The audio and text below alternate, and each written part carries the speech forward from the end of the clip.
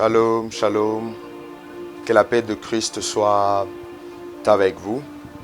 Nous sommes encore très heureux de savoir que vous nous suivez. Merci pour vos commentaires, merci pour tout ce que vous faites, pour nous motiver, nous encourager, vos suggestions. Nous bénissons le Seigneur. Donc nous sommes là toujours dans le cadre d'ATK Édification avec votre serviteur, comme j'ai souvent l'habitude de le dire, Aristoni. Et nous continuons, nous sommes toujours dans cette rubrique de termes de la Bible. Et la fois dernière, nous avions eu à parler du Père, la personne du Père. Et aujourd'hui, nous allons parler de la personne de Jésus-Christ. Et ça va nous permettre de répondre à une question, celle de savoir s'il existe réellement un Dieu, le Fils. Parce lorsqu'on a parlé de la Trinité, on a conclu en disant qu'il existe un seul Dieu, en trois personnes, la personne du Père, du Fils et du Saint-Esprit. Alors, d'entrée déjà, concernant Jésus-Christ, d'une manière étymologique, lorsqu'on parle de Jésus d'abord, Jésus, on fait allusion, selon l'hébreu, on fait allusion à Yehoshua, qui signifie sauveur, donc c'est-à-dire Yahweh salut, Yahweh sauveur. Et c'est les termes même qu'on utilise aussi pour Josué, comme nous avons l'habitude de les dire en français. Et lorsqu'on parle de Christ, chez les Hébreux, je peux commencer avec le grec. En grec, on fait allusion à ces termes Christos, donc qui veut dire le oint, le sauveur, le oint plutôt. Et en hébreu, on fait allusion à Mashiach, au terme Mashiach, qui veut dire le Messie, qui veut dire aussi le oint. Donc, celui qui est consacré, vous voyez. Et lorsqu'on fait la fusion en parlant de Jésus-Christ, c'est-à-dire nous sommes en train de parler de Yehoshua Mashiach, ce qui veut dire Jésus-Christ, ou c'est-à-dire le sauveur oint. Le sauveur oint. Donc, c'est ça un peu ce qu'on peut capter lorsqu'on parle de Jésus-Christ d'une manière étymologique. Et nous pouvons aller maintenant au-delà de ça pour entrer en profondeur en disant que Jésus-Christ est le Fils de Dieu par essence. Jésus-Christ est le Fils de Dieu par essence. Nous pouvons le prouver à partir de Jean chapitre 3, le verset 16. La Bible dit « Car Dieu a tant aimé le monde qu'il a donné son Fils unique. » Dieu là, comme j'ai l'habitude de le dire, il s'agit du Père et il a donné son Fils, qui est Jésus-Christ. Donc, Jésus est le Fils de Dieu par essence. Et aussi dans Éphésiens chapitre 1, le verset 3, la Bible dit « Béni soit Dieu le Père de notre Seigneur Jésus-Christ. » C'est-à-dire Dieu est le Père de notre Seigneur Jésus-Christ. Jésus est Fils de Dieu. Jésus est Fils de Dieu, c'est-à-dire qu'il a la même nature que Dieu. Voilà pourquoi on parle du Fils de Dieu par essence. Et nous pouvons aller plus loin en disant que Dieu lui-même témoigne que Jésus est son Fils. Pourquoi nous sommes en train de le dire? Vous remarquerez que dans Jean chapitre 3, lorsqu'il est question du baptême de Jésus, après avoir reçu son baptême par Jean-Baptiste, la voix se fit entendre du haut des cieux. Le Père lui-même a parlé. Celui-ci est mon Fils bien-aimé, en qui j'ai mis toute l'affection. Écoutez-les. Et de même aussi lors de la transfiguration dans Matthieu chapitre 17, lorsque Élie et Moïse apparirent, alors que Christ était à la montagne avec quelques-uns de ses disciples, les deux, Élie et Moïse, ont disparu. Christ était resté seul alors que le disciple était en train de voir et de regarder. Il y a une voix qui a encore parlé du Fils bien-aimé qu'on doit écouter. Donc Dieu lui-même témoigne que Jésus est son Fils.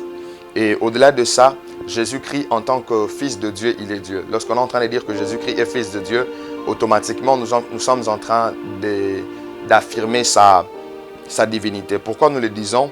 Parce que il y a des textes, il y a des bases solides sur le plan biblique qui attestent cela. Donc déjà, on peut répondre à la question pour dire qu'il existe un Dieu le Fils. Parce que Dieu est Père, Fils et Saint-Esprit. Trois personnes, la personne du Fils existe. Tout en n'oubliant pas que les trois forment un seul Dieu. Ils sont en unité parfaite. En unité parfaite. Et il y a aussi certaines choses que nous devrions savoir, que Jésus en tant que Fils, il est sorti du Père. Il est sorti du Père. Et lorsque je dis qu'il est sorti du Père, c'est comme on l'a dit, qu'il est de la même nature, avec le Père. Et au-delà de ça, il a la même substance, c'est-à-dire que lui et le Père, ils sont un. Donc, comme lui-même le dit dans le livre de Jean, comme il est en train de le dire dans le chapitre 17.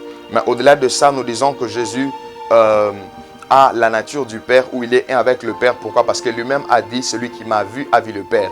Donc, si tu le vois, tu vois celui qui a la même substance que lui. C'est exactement l'idée que nous voyons. Et lui-même, il dit que le Père est en moi et je suis dans le Père. Ce qui fait qu'ils sont un. Donc, ce qui fait qu'ils sont un. Et lui-même, dans Jean 17, 21, 22, il dit, afin que tous soient un comme toi, Père, tu es avec moi. Comme toi, Père, tu es en moi et comme je suis en toi, afin que tous aussi soient un, afin que tout soit aussi un en nous, pour que le monde croie que tu m'as envoyé. Je leur ai donné la gloire que tu m'as donnée, afin qu'ils soient un comme nous sommes un. Donc, vous voyez que Christ est un avec le Père. Christ a la nature du Père. Christ a la substance du Père. Et encore, le Père reconnaît la divinité de Jésus-Christ, son Fils. Donc le Père lui-même reconnaît la divinité du Fils. Voilà pourquoi nous disons que le Fils est Dieu. Nous pouvons l'éprouver à partir de Hébreux chapitre 1, le verset 8. En commençant dans ces chapitres, Dieu est en train de faire voir comment est-ce qu'il nous a parlé dans l'ancien temps par le prophète, et dans cette dispensation, il nous parle par la personne du Père. Et dans le verset 8, comme je viens de le souligner, écoutez ce que la Bible dit, c'est le Père qui parle. Il parlait sur le Fils, il dit, mais il dit au Fils, après avoir dit aux anges, après avoir dit qu'il fait de ses anges de vent et des serviteurs des flammes de feu, mais il dit au Fils, ton trône, ô Dieu, est éternel. Ton trône, ô Dieu, est éternel, et le sceptre de ton règne est un sceptre d'équité. Donc c'est le Père qui témoigne, qui atteste la divinité de son Fils.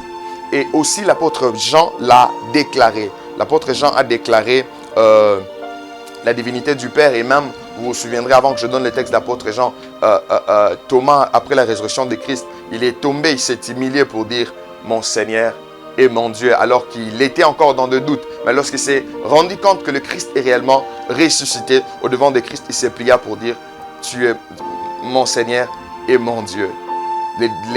Les apôtres reconnaissaient la divinité de Christ. Si vous lisez 1 Jean chapitre 1, lorsque vous lisez 1 Jean chapitre 5, le verset 20, j'aime ce que la Bible dit. Écoutez, il dit ceci, nous savons aussi que le Fils de Dieu est venu et qui nous a donné l'intelligence pour connaître le véritable. Et la Bible dit, et nous sommes dans le véritable, en son Fils, Jésus-Christ, celui le Dieu véritable et la vie éternelle. Et j'aimerais encore attirer notre attention pour dire que Jésus-Christ n'est pas Dieu en minuscule, non. Ou un petit Dieu, non, non. Il est Dieu en majuscule, il est Dieu. Il est Dieu, pourquoi? Parce que Philippiens chapitre 2, versets 5 à 8, ces textes parlent de son égalité avec le Père.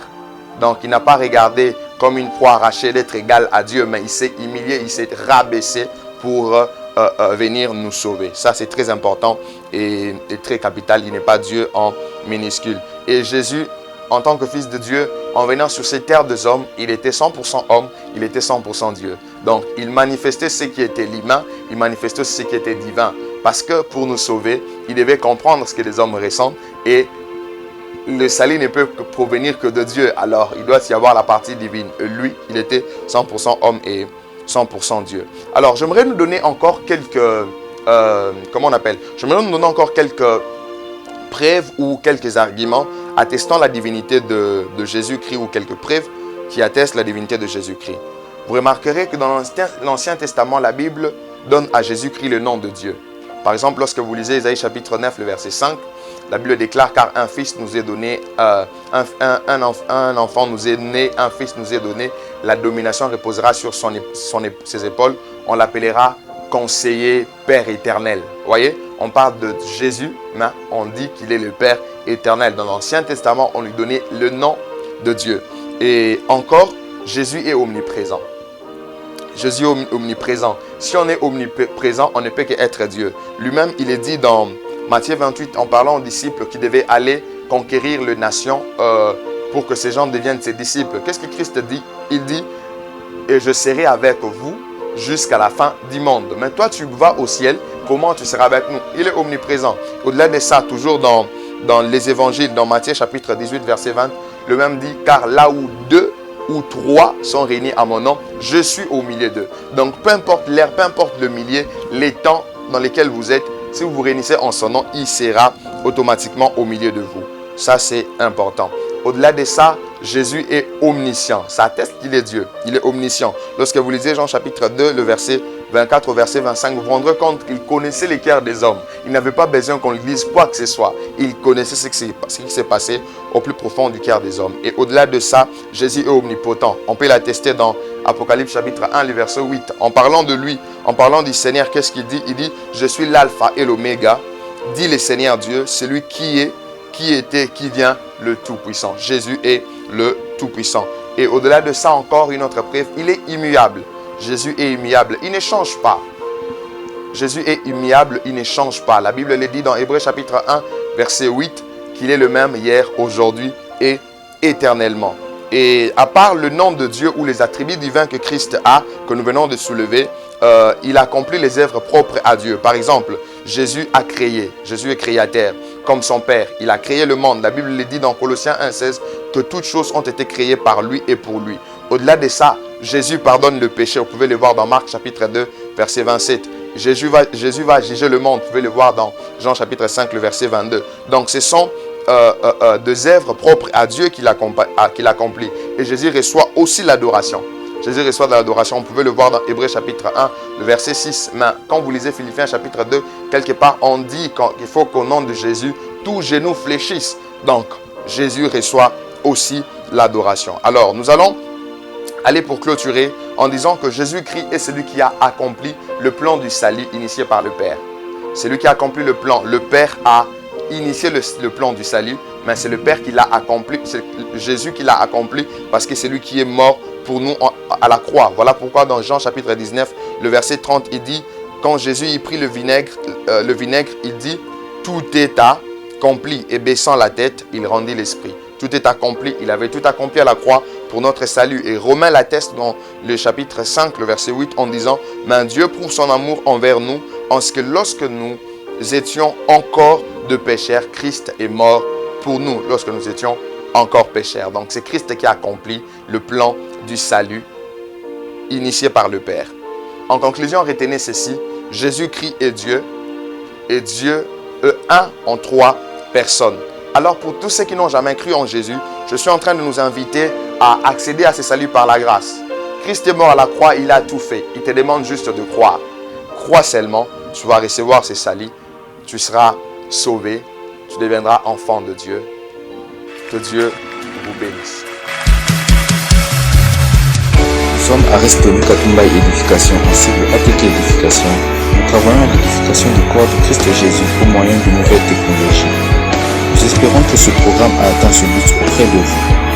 Pour tout contact, notamment pour disposer d'autres programmes ou jouer d'une assistance sur une question relative au sujet ci traité, veuillez nous joindre au 00243 81 77 59 545 ou au 00243 84 31 21 269 ou encore sur Facebook à la page ATK Édification.